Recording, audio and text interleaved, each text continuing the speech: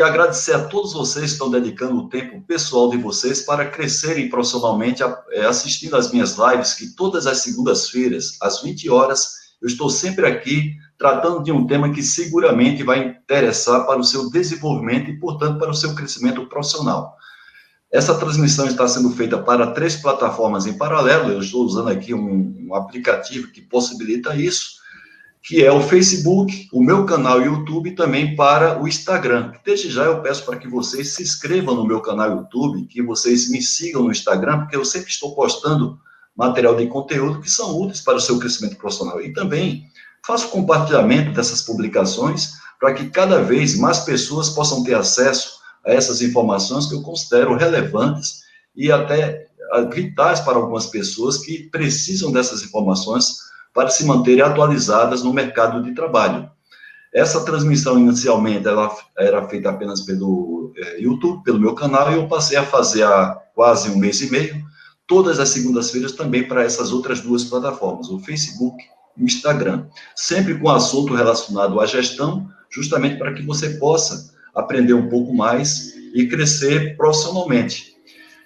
Eu gostaria de dar algumas informações iniciais sobre essa nossa live. Ela é voltada somente para aqueles profissionais que buscam crescimento profissional. Ela não está voltada para empreendedores ou para algumas pessoas que estão até certo ponto acomodadas, então estão na sua zona de conforto. E por isso sempre eu trago aqui pessoas especialistas que possam motivar e possam também instrumentalizar a você que está participando da live, para que você possa sair daqui com um valor agregado para a sua carreira profissional. Bem, para o pessoal que está acompanhando essa live pelo Instagram, eu sugiro que vocês possam deitar o celular de vocês, porque essa plataforma ela faz com que a transmissão saia em widescreen e, portanto, deitada.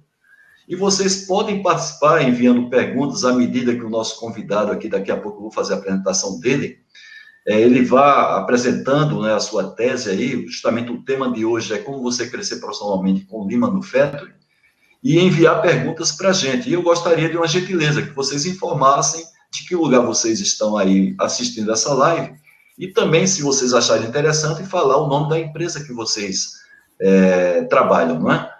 Bem, estou aqui diretamente dos Estados Unidos com o Gustavo Tonielli, um profissional altamente conceituado, altamente experiente. Ele é Head of Operational Excellence na ThyssenKrupp dos Estados Unidos. Ele é responsável por toda essa parte de gestão dos programas de excelência para todo o mercado NAFTA. Eu conheço o Gustavo há 10 anos, ele foi o meu cliente aqui no Brasil, no México, quando a gente implantou junto o programa 5S em 3 unidades, a qual ele coordenava, e baseado nessa experiência, Gustavo teve a oportunidade de levar esse conhecimento, esse know-how, para ajudar a implementação desses programas na Índia e na China. E hoje, há 4 anos, ele trabalha nos Estados Unidos, e vou já convidar o Gustavo para fazer parte dessa nossa live. Gustavo, boa noite. De onde você está falando, Gustavo? Boa noite, Haroldo. Boa noite a todos os espectadores. Estou falando aqui diretamente de Denver, no estado de Illinois. Estamos a mais ou menos 200 quilômetros ao sul de Chicago e mais ou menos 200 quilômetros a leste de Indianápolis. Então, boa noite, Haroldo. Qual é o fuso horário daí, Gustavo? Aqui são exatamente 8 horas e 4 minutos da noite, horário de Brasília. Sim, aqui são 6 e 4. Eu estou 2 horas atrasado em relação ao fuso. Muito bem. Primeiro, agradecer muito a você, Gustavo, que está aqui de maneira solidária, né, compartilhando o seu conhecimento adquirido ao longo de muitos anos de experiência trabalhando numa empresa multinacional. Daqui a pouco você vai apresentar um pouco mais para quem não conhece a ThyssenKrupp. E, mais uma vez, agradecer a sua participação, contribuindo para o crescimento profissional das pessoas que estão aí no mercado, né, estão aí buscando cada vez mais conhecimento, e com a postura proativa agregada a esse conhecimento adquirido também aqui nas nossas lives, estarem fortes profissionalmente, melhorar a sua empregabilidade. Então, eu já estou aqui convidando as pessoas para participarem, enviando perguntas. Deixa eu ver aqui quem são as primeiras pessoas que estão aqui se interagindo com a gente. Temos o Renato Prado, que faz alguns cursos meus, o Noel Messias da Cunha, que foi o primeiro, Gustavo, o primeiro consultor pleno de 5S, certificado por mim aqui no Brasil. Eu lancei agora no mês de maio, inclusive por sugestão do próprio Noel Messias, o curso, que ele tem 2 estágios, o estágio que você faz todo ele na plataforma, e depois, caso você seja aprovado, você vai fazer 2 trabalhos práticos, e uma vez esse trabalho sendo aprovado por mim, você recebe um certificado pessoal com todo o meu material acumulado ao longo desses 25 anos de experiência como consultor aqui na América Latina, para que você possa internamente ser um coordenador de um programa como o 5S, e até coordenadores de programas ou sistemas de gestão, e devidamente qualificado por mim, não é? Aproveitando essa experiência acumulada durante esses anos. Então, eu agradeço mais uma vez aí ao Noel Messias. Temos aqui a Isabela Ribeiro, que sempre está presente, ela é funcionária do Banco Safra, o Alexandre Bodas, que sempre está aqui presente também, o Flamingo Azul, cognome do Maurício, que sempre nos prestigia, e assim vai. Temos o Carlos Maurício, o Renan, que é um profissional de alta qualificação, casualmente reside aqui em São Caetano do Sul, São Paulo, e o Guilherme Ciufi. Guilherme Ciufi, nosso colega, não é, Gustavo? Grande Guilherme. Inclusive substituiu você aí na sua função quando você foi designado para trabalhar aí nos Estados Unidos. Então, agradecer ao Guilherme por estar participando da nossa live.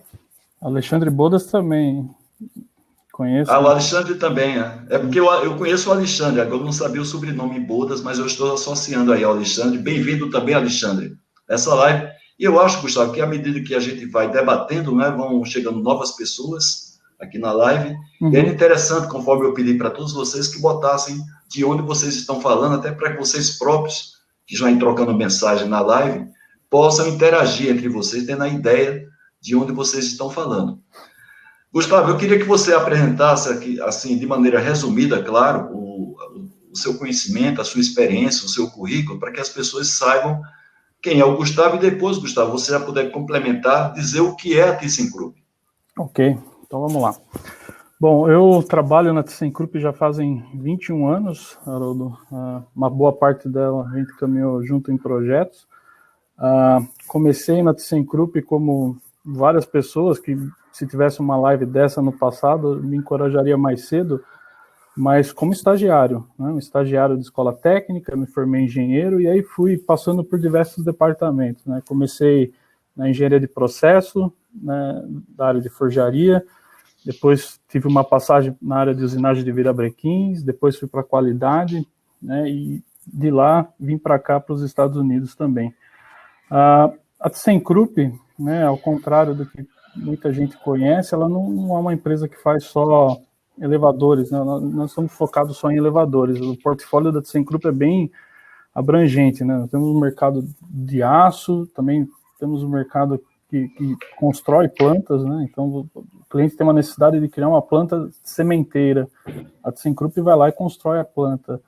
E diversos ramos, inclusive temos rolamentos de energia eólica. Quando a gente vê esses cataventos de energia eólica, o rolamento é de ThyssenKrupp.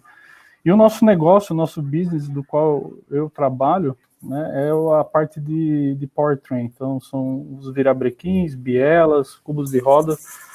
Então, provavelmente no Brasil, a maioria dos caminhões tem peças ThyssenKrupp, né? Então, um resumo aí. E ela tem origem alemã. Origem alemã. ThyssenKrupp alemã, mas hoje em vários países do mundo, não é, Gustavo? Sim. E foi uma junção, se não me engano, entre 99 e 2000, que haviam 2 empresas alemãs, a Thyssen e a Krupp. E foi feita uma junção.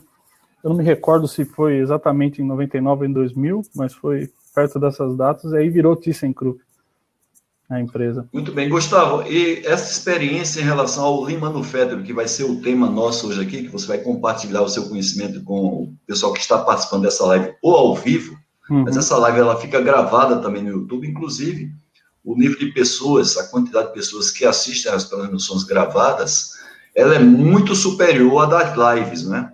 Porque, evidentemente, é muito difícil, às vezes, a pessoa ter alinhado a disponibilidade dela com o momento que a gente faz essa live, embora as lives já sejam pré-anunciadas, são todas as segundas-feiras, 20 horas, horário de Brasília, exceto quando tem um feriado, evidentemente, ou até segunda ordem também, eu esteja viajando em aeroporto, evidentemente não daria para fazer. Mas a quantidade de pessoas aqui, Gustavo, é bem inferior às pessoas que assistem depois a transmissão. Inclusive, vocês que estão assistindo essa transmissão gravada, se vocês preferirem também enviar uma pergunta para o Gustavo, eu tenho o e-mail do Gustavo, vocês mandam aqui no próprio meu canal YouTube, ou Facebook, ou no Instagram, que eu canalizo para o Gustavo, que ele com todo prazer vai responder a pergunta de você que está assistindo essa transmissão gravada no meu canal YouTube. Gustavo, então a pergunta é, como é que você chegou a essa experiência, o conhecimento com o Lean Manufacturing? Ok, bom, isso volta provavelmente ao ano de 2004, 2005, né? Eu ainda era engenheiro de processos numa da área das empresas e a empresa começou com esse processo de implantação de Lean Manufacturing. A gente já havia trabalhado com 5S, TPM e decidiu-se investir tempo e dinheiro em Lean. E aí eu era um representante de um dos departamentos, né, dessa área, e aí foram selecionados pequenos projetos, né, com foco em redução de desperdício, né, dentro da área da forjaria, e assim nós começamos com treinamento, né, dentro do tópico de Lean, os diversos tópicos, né, e eu lembro muito bem que houveram 2 momentos distintos, um treinamento para alta liderança, né, até mesmo para os diretores da empresa, para que eles estivessem falando a mesma língua do restante do pessoal, e para os técnicos e engenheiros que iam participar e iam fazer os projetos, né. Então esse foi meu primeiro contato com a ferramenta. Quer dizer, há 16 anos atrás, na brincadeira, né, Gustavo? Há 16 anos atrás. Parece que foi ontem. Inclusive, ainda tem um material dessa época, ainda tem algum material. Você guardou. Tem. Muito bem, Gustavo. Eu me lembro também, quando na empresa que eu trabalhava no polo petroquímico de Camaçari, quando a gente começou a estudar, não é, o PQC, TPM, 5S, tanto as apostilas como os livros eu tenho até hoje, e pesquiso, viu, Gustavo? Não é para você guardar por guardar, eu pesquiso eventualmente. Eu tenho ainda aqui comigo o livro do 5S em japonês, que nós traduzimos, né? Nossa direção ela foi ao Japão, conheceu empresas, trouxe esse livro em japonês e conseguiu o consentimento dessa empresa chamada Nippon Zeon do Japão para traduzir para português. Nós formamos o método Kumbuka lá, que o Falcone difundia, e até hoje eu guardo esse livro, agora traduzido, claro que eu guardo também a versão em japonês, como também guardo o livro do Seiichi Nakajima, um livro curtinho, com conhecimentos básicos de TPM, em 87 que eu tomei conhecimento do TPM, né? Então, na verdade, tenho aí 33 anos já estudando profundamente o TPM. Então, é interessante guardar esse material, evidentemente, e usar, né? Eu não guardo somente como recordação, eu utilizo em muito. Gustavo, tem umas pessoas aqui chegando, tem uma pessoa que, inclusive, eu tenho aí uma admiração muito grande por essa pessoa, que é a Isadora Farias. Ela é uma Master Black Belt, ela é lá do Ceará, faz um trabalho fantástico lá, através de uma empresa chamada Polo Soluções. Ela ministra cursos para formar Green e Black Belts lá na região. Eu também agradeço a você, Isadora, por estar aqui presente. E outras pessoas que são figurinhas carimbadas. O William Ribeiro está aqui conosco. Entrou também aqui na nossa live o Eduardo, que pertence a uma empresa farmacêutica. Ele coloca aqui o cognome dele é o Dupizin. E temos aqui o Carlos Maurício, também está presente aqui. Outras pessoas vão chegando, viu, Gustavo? É o momento da gente fazer o quebra-gelo e a gente daqui a pouco entrar no tema realmente do Lean Manufacturing.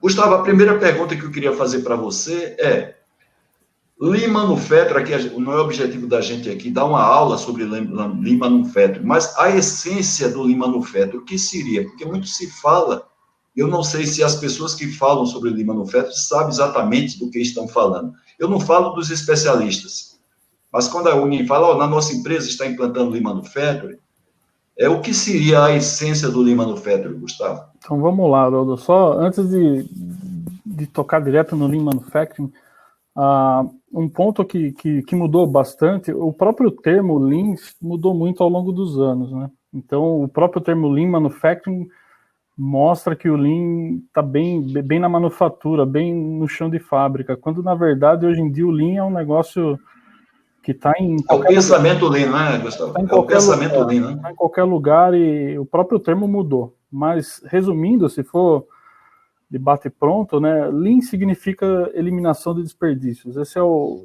mindset, é esse, é a maneira de essência, pensar. né? Todo e qualquer pensamento da empresa ou ação deveria ser feita a ponto de eliminar os desperdícios, né?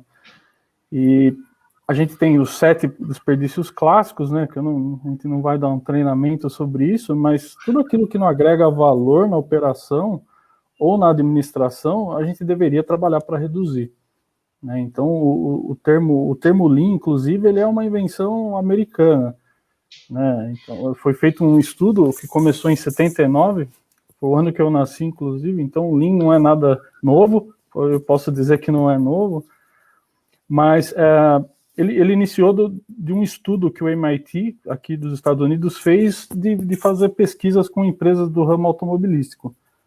Então, a ideia era ver quais eram as melhores práticas da indústria automobilística, porque aqui nos Estados Unidos a GM e a Ford são muito fortes, né? Então, eles falaram, pô, vamos ver o que o resto do mundo está fazendo. E aí eles perceberam, né, que numa segunda rodada, que foi por volta dos anos 84, 86, que uma empresa começou a chamar atenção, que era a própria Toyota, né? Então, o sistema em que a Toyota produzia, que é o famoso Toyota Production System, ou sistema de produção Toyota, chamou atenção, porque eles faziam muito mais com menos recurso e isso trazia um lucro, uma lucratividade maior. Mas se você for dentro da Toyota e falar o que é Lean, não tem nada escrito em lugar nenhum disso, né? É uma filosofia, é um pensamento, uma maneira diferente de pensar e de se trabalhar, mas que o termo Lean mesmo foi criado aqui nos Estados Unidos como uma divulgação do resultado da pesquisa, né? Então, são 2 casos práticos. Esse é um e um outro de uma empresa que chama Numi, que foi uma joint venture da Toyota com a General Motors, uma fábrica da GM aqui na Califórnia, que também foi feito, como era uma joint venture, então todo o pessoal da Toyota veio para cá e começou a aplicar o que foi chamado de Lean, mas que na verdade é o Toyota Production System, na operação. E aí a operação, que era uma das piores, realmente começou a mostrar resultados e resultados bons. Então, a junção de tudo isso cunhou o nome Lean, né, que aqui significa, uma tradução livre, é enxuto, né? Enxuto. Ô, Gustavo, agora você tocou nesse tema em termos de ter sido criado, pelo menos de maneira oficial, nos Estados Unidos, mas quando às vezes algumas pessoas comentam sobre Lean, dizem assim, o que é Lean? É o sistema Toyota de produção, é o just in time. Quais são, na sua opinião, as diferenças básicas, mesmo que seja de filosofia ou de metodologia, entre o sistema Toyota de produção e o Lean Manufacturing? Uhum. Bom, aqui eu vou dar a minha opinião, Haroldo. Os dois são bem parecidos, mas não são iguais. De novo, o Lean é algo que foi criado, né, esse termo Lean, e ele realmente resume boas práticas e a maneira com que a Toyota faz a sua produção. Mas não são iguais, né? O Toyota Production System é a maneira que a Toyota produz, né? E por mais que todas as empresas tentem copiar, e foi o que eu falei, muita gente trabalha muito tempo com isso, né? E não é algo que você copia a filosofia. Então, por isso que existe Lean, né? O Lean é um consolidado das melhores ferramentas que a Toyota aplicava. E não são iguais por quê? Porque realmente cada empresa reduz os seus desperdícios de uma maneira diferente. Então, a mesma aplicação que eu tenho na ThyssenKrupp, uma outra empresa, uma pessoa que trabalha na Ford tem uma outra maneira de aplicar o mesmo conceito, né? Mesmo entre plantas, entre regiões, entre departamentos, sempre há uma certa customização. Então, na verdade, são muito parecidos, mas eu não gosto de chamar da mesma coisa, porque, de novo, se você vai na Toyota e fala, me mostra seus projetos, Lean, vão falar o quê? É assim que a gente trabalha, né? É assim que a gente trabalha, então... Mas são muito próximos os temas. Por isso que essa é a minha percepção sobre esse tema, né? Gustavo, e essa terminologia, eu tenho aqui vários livros sobre Lean, não é? Eu tenho estudo, apesar de eu não dar consultoria, só dou consultoria em 5S TPM, assim como manutenção, eu tenho muita experiência em manutenção, foi toda a minha vida em manutenção, mas a função manutenção em si eu não dou consultoria, não é? Eu trato a função manutenção dentro de um dos pilares do TPM, que é a manutenção planejada, mas isso aí está longe de ser um consultor de manutenção, não é? Então, o pessoal usa essa terminologia Lean Six Sigma. Até que ponto o Lean ele pode acontecer sem ter os conceitos de Six Sigma, os conceitos estatísticos de Six Sigma? Esse é um ponto bastante crítico, Haroldo. Vamos, né?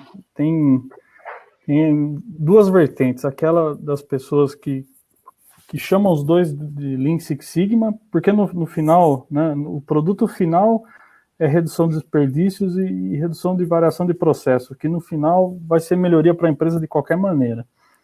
Né? Então, algumas empresas usam Lean Six Sigma como sendo da mesma maneira, e aí o agente, né, que pode ser um Green Belt, um Yellow Belt, um Black Belt, ou até mesmo um Master Black Belt, vai executar... É o caso aí da Isadora Farias, ela é Master Black Belt e ela forma Black Belts, né? Sim.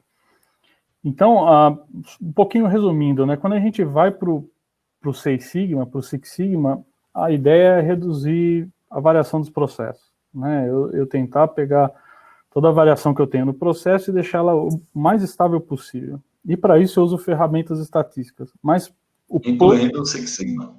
O pano de fundo disso tudo é um ciclo que dentro do Six Sigma chama o The Make, né?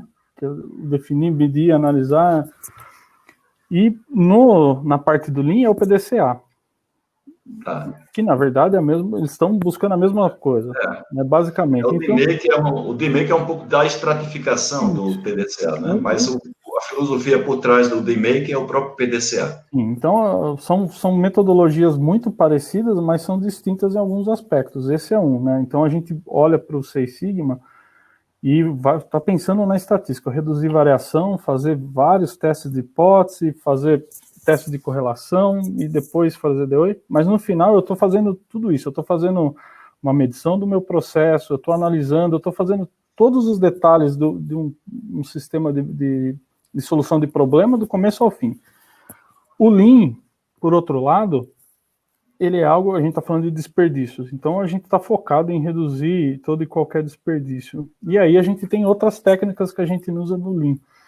Algumas empresas fazem um pacote disso tudo, chama de Lean Six Sigma, porque independente do final a gente vai estar pensando em melhoria contínua. Então eu posso pegar um belt e ele fazer executar um projeto que eu também não necessite de todas as ferramentas do Six Sigma, mas eu vou usar algumas ferramentas do Lean. Isso ajuda muito a empresa a ter um programa só.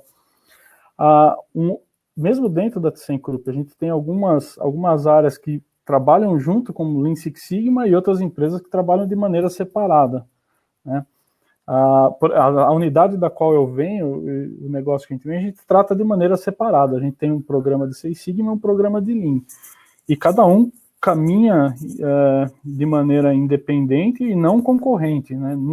Nunca um programa acaba competindo com o outro. Não, a gente define projetos que a gente consegue utilizar melhor os Black Belts e os Green Belts para executar esse projeto, utilizando as ferramentas do Six Sigma, e alguns outros a gente utiliza as ferramentas Lean e o approach do Lean. Então, respondendo à pergunta, Haroldo, esse termo é comum, mas também a gente tem isso de maneira separada, né? Tem empresas que não adotam isso. Mas as ferramentas... Okay. Tem uma curiosidade aqui do Noel Messias. Ele gostaria de saber se você recomenda algum livro para que alguém possa conhecer um pouco mais profundamente o Lean Manufacturing, né? Ou seja, qual é o livro que você aconselha? Existe, evidentemente, muita literatura, mas se você poderia citar, Gustavo, 1 ou 2 livros para que o Noel Messias tivesse a referência e os demais convidados aqui também da live, né? Uhum. Bom, se você quiser pegar o processo desde o início, né, o melhor livro nesse caso é A Máquina que Mudou o Mundo. Opa! Esse é um livro muito bom, que é o início, né? E... Só um momento, Haroldo. Sim. Ok, thank you. Ok. E, então, a Máquina que Mudou o Mundo é um livro muito bom, é o começo de tudo, né, que já começa a trazer resultado dessa pesquisa que eu falei. Aí depois a gente tem livros voltados tem livro voltado à liderança Lean. Então tem um capítulo só liderança Lean. Então você consegue achar o livro Liderança Lean, que realmente é muito bom. Tem um livro que é mais recente, que eu gosto bastante, que chama Lean Turnaround. Eu não lembro o nome desse título em português, mas é um exemplo mais recente, né, de um CEO que realmente fez essa mudança na empresa aplicando ferramenta Lean. Esse livro é um que eu gosto porque ele é mais recente, porque se a gente procurar mesmo no Google tal, a gente vai encontrar todos os clássicos que tem. Sim, inclusive, tem um livro muito bom que eu adquiri recentemente, que ele fala justamente de Lean Six Sigma, que ele aqui, na tradução livre, é Lean Six Sigma na prática, mas o que ele faz muito bem é mostrar a ligação entre o Lean e o Six Sigma, as diferenças e exemplos de projetos, né? Então, tem um projeto de redução de estoque, ele mostra qual metodologia foi usada e como, né? Projeto de redução de refúgio, como que foi utilizada a ferramenta Six Sigma. Então, tem vários exemplos de vários tipos de projeto. Esse é um livro muito bom para quem, inclusive, está começando, porque às vezes a pessoa olha para um problema e ela fala, como que eu resolvo? Ali já começa a dar um guideline, para a pessoa falar, opa, aqui talvez se eu for para esse lado do Lean é melhor, ou ir para o Six Sigma é melhor. Esse é um livro também muito bom, que eu li recentemente. Muito bem. O Renato Prado, ele faz aqui uma colocação interessante, que inclusive o nosso convidado da terça-feira passada, porque segunda-feira passada foi feriado aqui no Brasil, e ele colocou em relação ao 8º desperdício, que é justamente o desperdício de talento, não é? Chega a ser tocado de maneira sistemática, isso aí nos projetos que você coordena de Lean Manufacturing, ou de pensamento Lean, Gustavo, essa questão do 8º desperdício? Isso virou algo tão sério, né, até mesmo a nível de ThyssenKrupp, isso não é só da nossa unidade aqui, que esse desperdício foi oficializado dentro dos nossos 7 desperdícios, a gente adotou esse 8º, que é a não utilização, né, da criatividade das pessoas.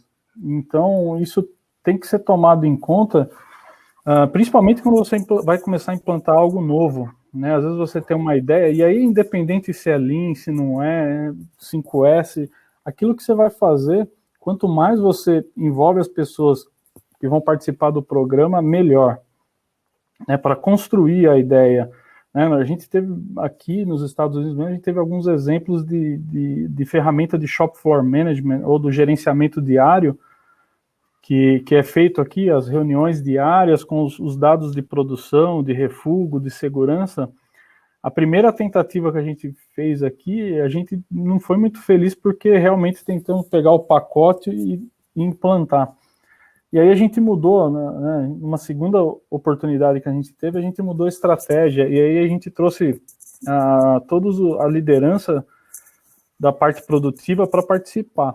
E eles construíram junto com a gente, sabia qual seria a espinha dorsal do programa, mas eles foram dando retoques, né? E isso fez toda a diferença, porque hoje esse programa, se você olhar dentro da área de excelência operacional, é um programa que eu não tenho mais que não fica mais sob minha visibilidade, eu não preciso ficar tomando conta do programa, porque isso é um outro modo de falha que acontece em implantação de sistema de gestão, né? A área começa a implantar, de repente você fica dono daquilo para sempre. Esse é um sinal de que não foi bem implantado o sistema, né? E nesse caso não, como eles participaram, e agora todas as reuniões, tudo acontece de acordo com o calendário deles, e a gente realmente vê resultado. Então, esse é um bom exemplo, Haroldo, de como a gente precisa respeitar, principalmente, a opinião das pessoas de fazer alguma implantação. Isso é um tópico muito bom.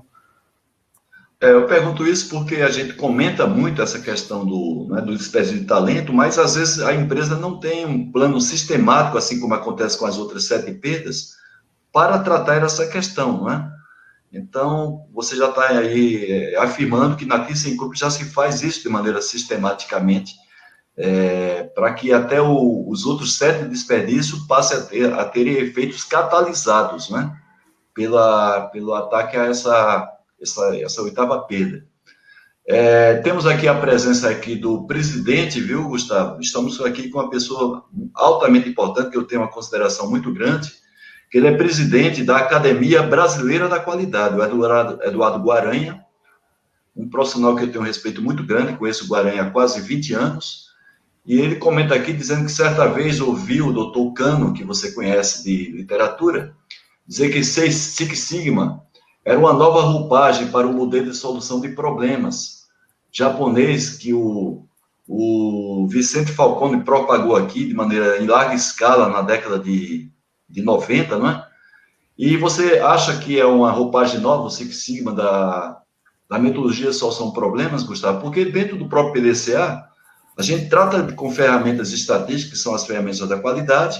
O que acontece com o Six Sigma é você reduzir a variabilidade para um nível muito baixo, né? Que chega a ser, até chegar a 3,4 unidades por milhão.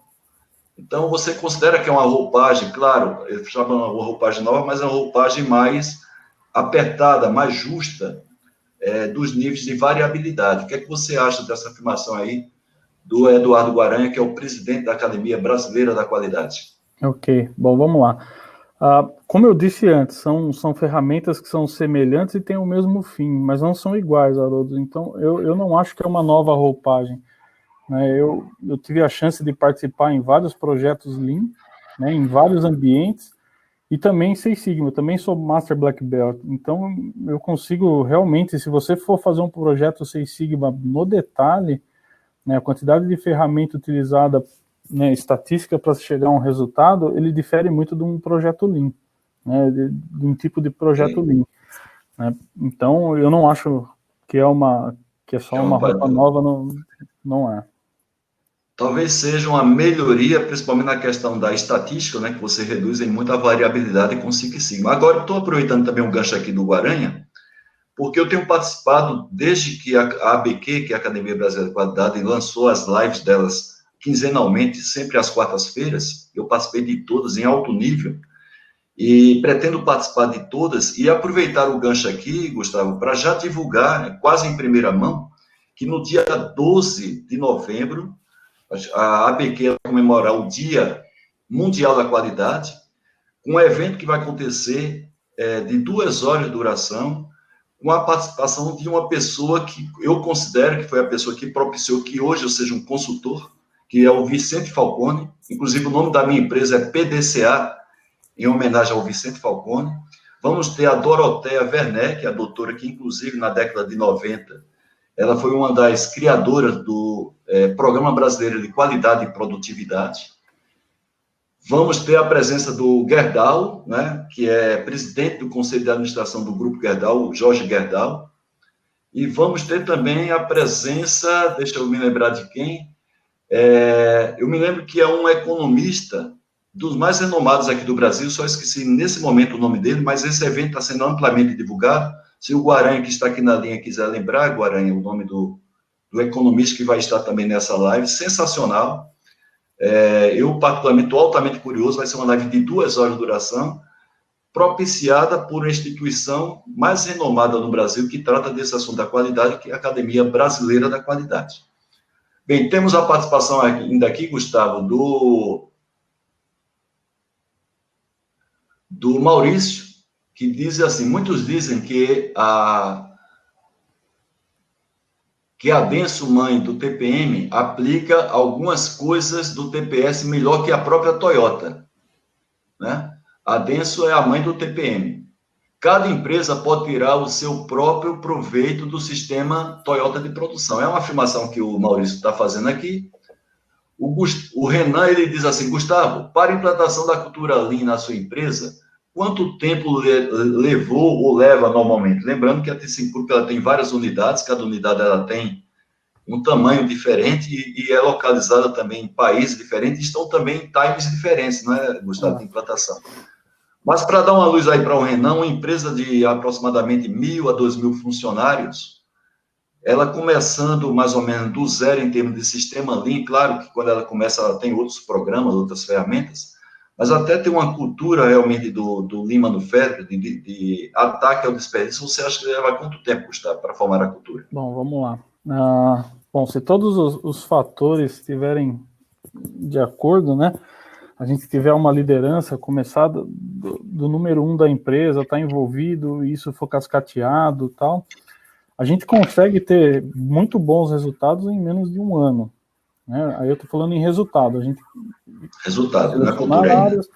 Cultura é algo mais complicado. Falar em ter uma cultura lean, tá todo mundo a todo momento olhando e vendo redução de desperdício, eu não vejo isso no horizonte de 3 a 5 anos acontecer, estou falando em cultura. Né? Mas, independente disso, a gente consegue ter resultado nos primeiros 6 meses, até antes. A empresa que muito menos consegue ter resultado. Mas cultura é um negócio bastante complicado, a gente falar em ter uma cultura. Agora, com relação a denso, eu concordo, podem, né? Por isso que eu falei que Toyota Production System e Lean, em certos pontos muito parecidos, mas também não são iguais. Porque toda empresa, na ThyssenKrupp aqui, falando pela unidade que eu estou trabalhando, a gente também não pega todo o pacote, então a gente vai fazendo aquilo que fala, ó, no nosso tipo de negócio faz mais sentido.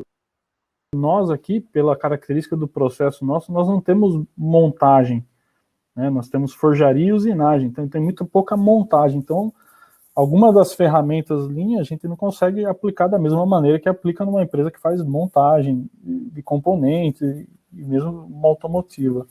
Então, sim, a gente consegue customizar a aplicação e pode ser que tenha empresa que alguma determinada técnica seja melhor que a Toyota. Também não acho isso difícil, não. Muito bem.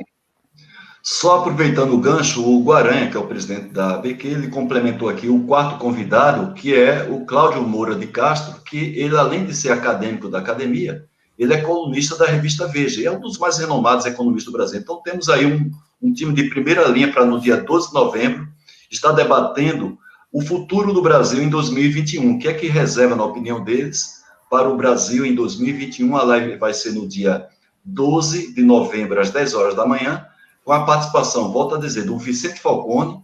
Eu considero particularmente, Gustavo, o Vicente Falcone a maior autoridade do TQC no estilo japonês fora do Japão.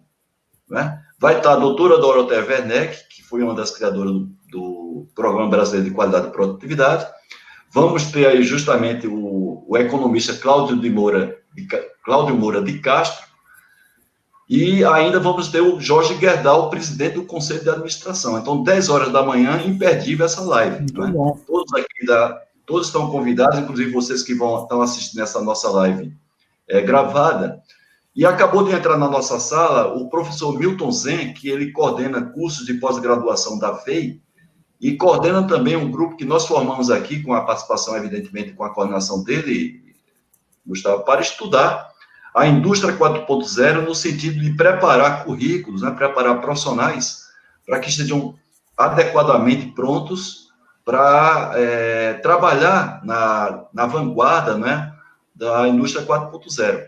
A CEAGRAM, que é o Centro de Estudos Avançados de Geração de Riscos Ativos de Manutenção, ele vai propiciar a todos vocês duas lives por semana, para justamente explorar com vários profissionais, justamente o assunto 4.0. Eu estou dizendo isso aí porque foi uma das colocações feitas aqui pelo Maurício, que está presente na nossa live, para que você comentasse, Gustavo, como é que você vê a questão do Lean associado à indústria 4.0. Se você acha que vai ter algum tipo de impacto, evidentemente positivo, da contribuição do Lean, quando nós tivermos aí uma migração dos sistemas produtivos para a indústria 4.0. Bom, vamos lá. Bom, com certeza é algo excelente, né? De novo, se a gente... Na verdade, quem fez essa pergunta foi o seu colega, Guilherme Silf, que inclusive aqui na live ele recomendou um livro para a Lean Manufacturing, que está aqui sendo compartilhado com os participantes. Mas, por favor, Gustavo. Vamos lá. Bom, obrigado, Gui, pela participação. Tem tudo a ver, né? Indústria 4.0, porque, de novo, a gente está falando de Lean eliminar desperdício. Né? E tem muito desperdício gerado no ambiente produtivo que vem de falta de informação. Né? Então, a indústria 4.0 contribui de maneira muito boa, primeiro, né, na parte de confiabilidade. Muito dos desperdícios que a gente tem no ambiente produtivo vem pela baixa confiabilidade que a gente tem nos equipamentos. Então, porque o equipamento quebra, ou porque eu não tenho uma manutenção preditiva, ou mesmo preventiva muito boa na empresa, o meu equipamento fica parado uma boa parte do tempo. E aí, para mim, né, conseguir manter minha produção, eu acabo enchendo a minha linha de produção com estoque. Então, o problema, isso gera um grande problema, né, a falta de confiabilidade do equipamento com relação ao Lean. Eu gero um desperdício adicional. Então, tem tudo a ver, e eu vou além, né? A indústria 4.0, quando a gente pensa só no ambiente produtivo, mas também eu tenho muita coisa de Lean com indústria 4.0 e com digitalização voltado para a área administrativa. Né? A gente apresentou aqui mais ou menos um mês atrás, acho que você até participou, Haroldo, Sim, foi verdade. Fez um seminário aqui nos Estados Unidos que a gente tem, né, obtido bastante sucesso em fazer projetos Lean utilizando ferramentas digitais para realmente eliminar desperdício nos ambientes administrativos, né? Então, realmente, só vem a somar, né? E, de novo, isso é algo que não tem volta, né? A indústria 4.0, ela vai acontecer. Certo. Nós não vamos esgotar aqui o assunto. Eu fiz, inclusive, 2 lives consecutivas, né? Uma com o próprio Milton Zen, que está aqui na sala, outra com um pesquisador chamado Bruno Cândido, na terça-feira passada, mas o assunto era tão vasto que o Milton Zen, que coordena esse CEAGRAN, nós temos um canal do CEAGRAN no YouTube, CEAGRAN com C, que é de Centro e Estudo Avançado, CEAGRAN Indy 4.0. Então, se você vai nesse canal, você vai ver gradualmente material de conteúdo, inclusive as lives que nós vamos fazer já a partir dessa semana, com a coordenação do Lean, onde a gente vai ter 2 debatedores e um mediador, justamente para a gente poder oferecer gratuitamente todo esse conhecimento de expertos, né, no assunto sobre a indústria 4.0. Todos vocês estão convidados, CEAGRAN, com M no final, de manutenção, IND, IND de indústria 4.0. Esse é o canal do YouTube onde a gente vai fazer 2 lives por semana com pessoas bastante experientes, viajadas, que estão na linha de frente. Tá? A Isadora Farias também colocou aqui um livro que eu considero clássico para quem quer, vamos dizer assim, conhecer bem o Lean Manufacturing, que é o berço do Lean Manufacturing, o sistema Toyota de produção, que é do Taishi Ohno. Inclusive, eu tenho ele aqui em cima da minha estante. Isadora, você está de parabéns, realmente é um livro formidável para quem quer conhecer, inclusive, o sistema Toyota de produção. Eu considero um dos melhores livros, existem outros que apresentam a filosofia, o modelo de sistema de produção da Toyota, mas esse livro que a Isadora está recomendando aqui é um livro clássico, inclusive, né, Gustavo? Sim. Creio que você conhece ele. Sim, eu tenho bastante, eu consegui adquirir bastante livros, mas uma coisa que eu esqueci até de comentar, Haroldo, vale a pena. Hoje em dia, né, com a internet e tudo, a gente tem bastante artigo científico publicado de qualidade, né? Então, na Harvard Business Review, você pode... Você encontra, e é algo que para uma empresa ter, muitas empresas já pagam até alguma mensalidade, mas o acesso é gigantesco, artigo de muita qualidade, né? Então você tem casos reais com empresas reais, às vezes eles apenas mudam o nome das pessoas para não criar nenhum problema, mas os casos são reais e mostram uma aplicação prática, né? Então, se você às vezes quer fugir um pouco do livro e ver algo, né, na prática, com exemplos, também é uma outra fonte, procurar artigos científicos, né? Tomar cuidado com o Google, né? E atrás de artigos científicos que é muito bom, tem muito, né? E essa é uma diferença de quando eu estava no Brasil e quando eu mudei para cá, a acessibilidade a esse tipo de material, às vezes a gente no Brasil esquece de fazer uma busca mais profunda, né? E tem muita biblioteca fora do Brasil que tem material muito bom, tá em inglês, mas é material muito bom. E aqui no Brasil nós temos, Gustavo, o Lean Institute, que você conhece, que também é muito conceituado. Não estou fazendo propaganda aqui, estou apenas divulgando, né, merecidamente os trabalhos feitos pelo Lean Institute, que também é uma fonte fidedigna para que você consulte. Existem outras referências que o pessoal aqui está trocando conhecimento aqui na nossa live. Também estou aqui vendo a entrada na nossa live aqui do Luiz Henrique Miranda e a Liliana Lima. Tem uma pergunta que eu ia fazer na hora que você comentou sobre o tempo de implantação, Gustavo, que é a pergunta da Isadora Farias, que, claro, a gente tem muita coisa para discutir de dificuldades ou resistências que são encontradas para formar a cultura Lean, mas eu gostaria de, pelo menos, você pensasse as 3 principais dificuldades ou resistências encontradas, principalmente no nível de lideranças, para a implantação de um sistema como Lean Manufacturing, ou como pensamento Lean. Bom, o primeiro acho que eu já até mencionei antes, que é não envolver as pessoas, né, para participar do processo, né. Então, esse é um modo de falha, né? Você querer implementar algo que vai mudar com a vida das pessoas, com o ambiente de trabalho e não envolver as pessoas no momento correto. Uma outra coisa que para mim é fundamental, também já mencionei isso de maneira curta, mas a gente precisa ter isso como uma prioridade pela alta direção da empresa, né? Dificilmente você consegue ter algo duradouro se você não tem a alta liderança da empresa alinhada com isso, querendo fazer isso, né? E você foi prova disso, Haroldo, quando a gente fez os trabalhos de 5S, o quanto que o envolvimento da liderança da diretoria da época na ThyssenKrupp aí no Brasil tinha com relação a ferramentas de melhoria contínua, métodos, né? Então isso faz o trabalho de quem está ali na parte de liderança do sistema de gestão muito mais fácil, porque você tem o apoio, né? E uma outra coisa que é fundamental, que eu vejo, de novo, a gente pode falar a live inteira sobre modos de falha, depois de tudo que eu já presenciei em diferentes plantas, mas eu acho que tem um negócio que a gente esquece muito, que é a comunicação, né? Como a gente vai fazer, quando a gente vai fazer, o que vai mudar, o que vai impactar, né? Hoje a gente tem ambientes aqui nos Estados Unidos também que a gente tem sindicato e não plantas não sindicalizadas, plantas sindicalizadas. A comunicação é fundamental, né? Ter as pessoas envolvidas, muito claro o que vai acontecer e por quê, e mostrar realmente qual o benefício.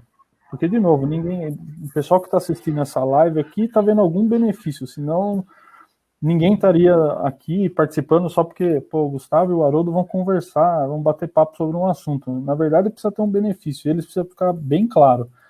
Então, para o nível, quando a gente vai para a parte do topo da hierarquia, a gente está falando de dinheiro, né? A gente está falando de resultado operacional da empresa. Então, é um tipo de conversa. Quando a gente vai indo para a liderança média da empresa e a liderança do chão de fábrica, o que essa ferramenta vai mudar no meu dia a dia? Vai ficar mais fácil de eu trabalhar ou você vai vir me colocar mais papel para preencher? Né? Isso precisa ficar muito bem comunicado. E isso, às vezes, é um modo de falha grotesco. A gente já chegar querendo implantar sem explicar e sem colher o benefício. Né? Isso A gente, inclusive, eu vou me alongar um pouco mais, Haroldo, mas a gente já fez esse exercício 2 vezes em 2 plantas. Antes de começar a implantar algum sistema, a gente fez essa pergunta para toda a liderança dos diversos níveis, né? E a gente pôs bem assim, quais são os problemas que você tem e quais as dores que você sente, né, dentro da empresa. E aí, baseado nisso, a equipe da parte de excelência operacional, de melhoria contínua, a gente olhou todo aquele material e falou, para esse tipo de público, essa é a mensagem que a gente tem que passar. Eles querem ver uma melhoria de segurança, né? Enquanto a outra ponta da fábrica, eles estão preocupados com a melhoria do tempo de setup de máquina, ou redução de inventário, ou quebra de equipamento. Então, você vai ajustando a mensagem, porque a ferramenta te possibilita fazer isso, né? Então, é bem importante esse ponto de comunicação. Bem, Gustavo, a gente está fazendo uma live aqui que, inclusive, o título dela é Como Crescer Profissionalmente com o Lean Manufacturing. Então, você, sem querer, você já deu algumas dicas aí. O que eu acho incrível, Gustavo, é, às vezes, a falta de percepção das pessoas, principalmente quando uma empresa ela lança uma ferramenta que não foi de iniciativa daquela pessoa com quem eu estou falando agora, e as pessoas, em vez de aproveitarem aquela oportunidade de alguma ferramenta, sistema de gestão que a empresa está implantando, que normalmente é uma coisa já reconhecida mundialmente, que gerou resultados positivos, as pessoas, em vez de se aproveitar, e quando eu estou falando em pessoas, eu estou falando inicialmente de lideranças, para se aproximar dessas ferramentas, utilizar essas ferramentas como aliadas, não somente para gerar resultados para a empresa, que é o objetivo principal, mas que elas possam crescer profissionalmente usando essas ferramentas, porque à medida que você gera resultado para a empresa, né, através de ferramentas devidamente reconhecidas mundialmente, você passa a ser um profissional mais reconhecido. Assim como também a base da pirâmide. As pessoas às vezes encaram novas metodologias como sendo o adicional de trabalho. E em vez de você se utilizar, não é justamente dessa oportunidade que a empresa está dando, para que você pegue carona e cresça profissionalmente utilizando aquela ferramenta, crescendo dentro ou fora da empresa, porque às vezes a empresa pode não reconhecer, mas você passa a ter maior empregabilidade.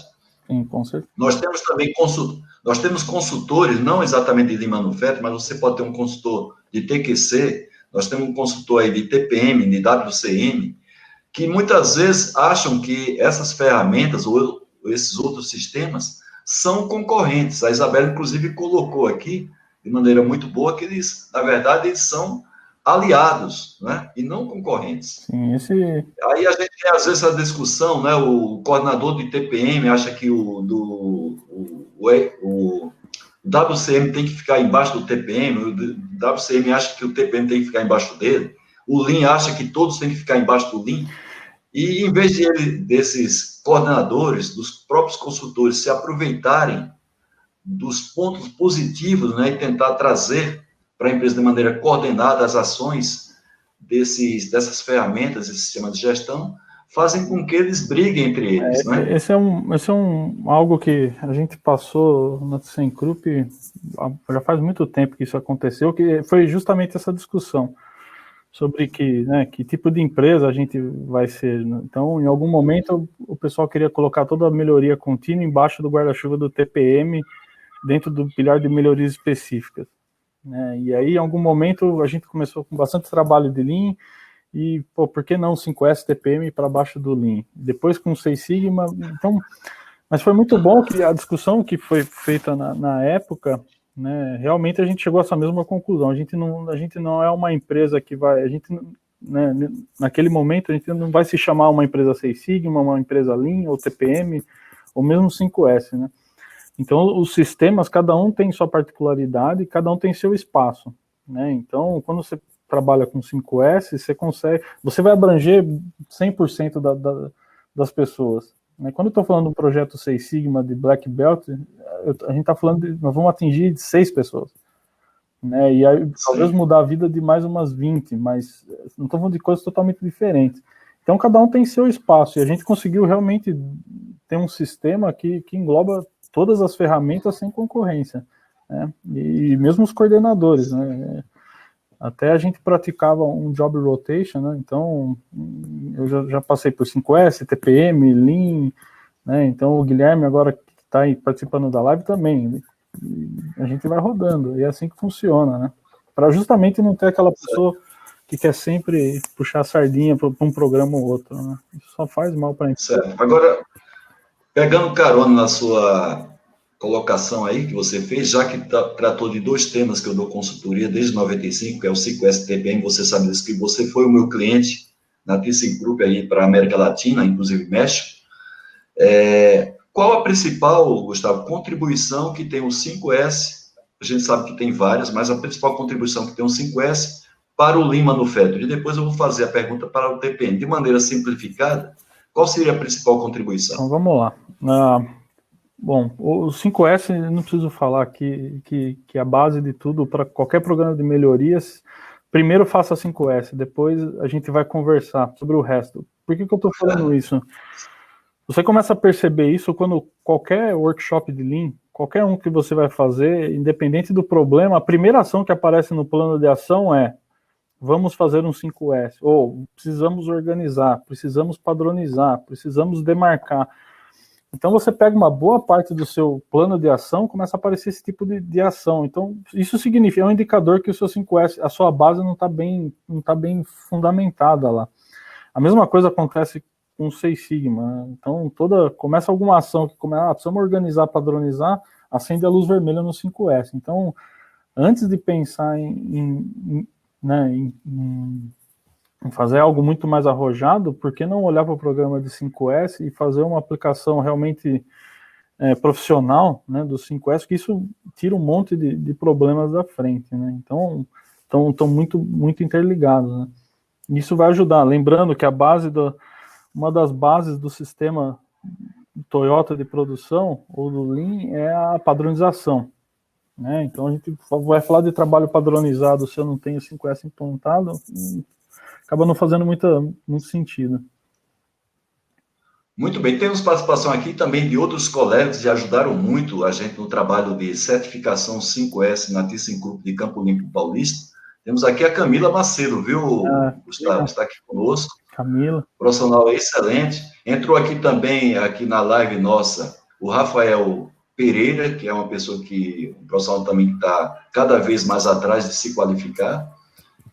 E o Milton Zen aqui, ele parabeniza, né, o que a gente está falando aqui, dizendo que todas as ferramentas que você colocou aí, muito bem colocada. E também tem aqui o Marco Antônio, também concorda plenamente com você. Eu estou lendo uma aqui para ver se tem alguma coisa para te perguntar, antes de fazer aquela pergunta que eu já adiantei. A principal contribuição do TPM para o Lean Manufacturing, Gustavo, para a gente terminar com essa última pergunta. Vamos lá, de novo, nós estamos falando de desperdício, certo? Eu vou voltar no mesmo tópico de confiabilidade de equipamento. Então, se eu tenho um equipamento na linha que me quebra, que eu fico com ele 50% do tempo parado, como que eu faço para produzir, né? Normalmente eu crio um desperdício, que é o estoque, ou buffer, o nome que a gente der, mas eu faço o quê? Eu falo, eu vou me proteger e encho de peça a minha linha de produção, né? Esse é um desperdício que eu posso gerar só de ter esse problema. Então, o TPM, é aí que as ferramentas se alinham, né? De novo, cada uma tem o seu papel, mas no final a ideia é sempre a mesma. Quando eu começo a tratar os equipamentos que são críticos da minha linha de maneira diferenciada, né? Eu tenho um grupo de operadores trabalhando, aprendendo com a manutenção autônoma, eu começo a ter resultado melhor nos meus índices de confiabilidade. Então, o equipamento quebra menos, eu tenho menos tempo de linha parada. Com isso, eu não necessito de tanto inventário na linha para servir, né, como um buffer. Então, o alinhamento é total. Uma outra coisa que as duas ferramentas se alinham é com relação ao treinamento, né, a preparação das pessoas. Né, de novo, todo esse processo de melhoria contínua não faz sentido nenhum se a gente não educar as pessoas. Né, se a pessoa que tá no chão de fala, ela não melhorar em nada, né, alguma coisa está errada no seu sistema. Então, o foco tem que ser, tanto é que o foco do Lean estão nas pessoas, né, os processos são uma consequência, mas a gente precisa trabalhar justamente com as pessoas. Muito bem, Gustavo. Eu gosto de ser pontual, isso aí faz parte do Shitsuke, que é o 5S, né? Nós prometemos levar essa live até 9 da noite, horário aqui do Brasil, de Brasília. Você está aí nos Estados Unidos, creio que vai dar 7 horas da noite. Eu queria primeiro agradecer a todas as pessoas que estão aqui na live, que participaram proativamente. Compartilhe essa live, ela vai estar gravada no meu canal YouTube. É muito simples, é colocar lá youtube.com/C/Haroldo Ribeiro, Haroldo Ribeiro com H, para compartilhar conhecimento. Não fique com esse conhecimento retido apenas para você. Lembrando que todas as segundas-feiras, às 20 horas, horário de Brasília, eu faço live sempre voltada para profissionais que buscam seu crescimento profissional. Eu queria agradecer a você aí, Gustavo, dos Estados Unidos, falando conosco aqui do Brasil, diretamente daí junto aí de Denver, né, onde você está, com 2 horas de fuso horário, e queria que você encerrasse fazendo as suas considerações finais sobre o tema e sobre a live. Bom, primeiro, gostaria de agradecer, né, Haroldo, por mais esse bate-papo de tantos que a gente já teve em hotel, em salão do aeroporto, né, e realmente isso é muito bom, esse tipo de conversa é muito bom, né, fomentar, né, agradecer as pessoas que participaram e enviaram perguntas também. De novo, eu disponibilizo, eu tenho o LinkedIn também, vocês podem, né, qualquer momento me fazer pergunta, ou mesmo para o Haroldo, e o Haroldo me direcionar, né. E para quem, né, busca melhorar, né, a sua condição profissional com o Lean, a palavra é curiosidade e persistência, né. Seja curioso, né, não se deixe vencer por aquela atividade que você fala, por que eu estou fazendo isso? Não faz sentido nenhum dentro da empresa, né? Então, leve isso adiante para a sua liderança, né, estude, né? Não tem como fazer isso sem, né? Tem que aprender algo de novo e pé na tábua, né? Não pode ter limite, gente. Essa precisa continuar sempre crescendo. Muito bem, agradecer também a ThyssenKrupp por permitir, não é, Gustavo? Você está aí no seu horário de trabalho, que compartilhasse conosco esse seu conhecimento, aos outros profissionais da ThyssenKrupp daqui do Brasil que estão também nessa live, particularmente aí o Alexandre, o Guilherme, e deixa eu ver quem é que está mais aqui, a Camila Macedo. Então, mais uma vez, pessoal, boa noite para todos vocês. Espero você na próxima segunda-feira, 20 horas, horário de Brasília. Estamos aqui com outro profissional, com a sua devida experiência, compartilhando conosco, para que a gente possa cada vez ser um profissional com maior empregabilidade e que a gente possa crescer profissionalmente. Gustavo, grande abraço para você, mais uma vez, obrigado, e boa noite aí para você. Um abraço, Haroldo, e sempre que precisar de um bate-papo, estou aqui, cara. Muito bem. Boa noite, pessoal. Estou aí saindo da live. Bye, bye.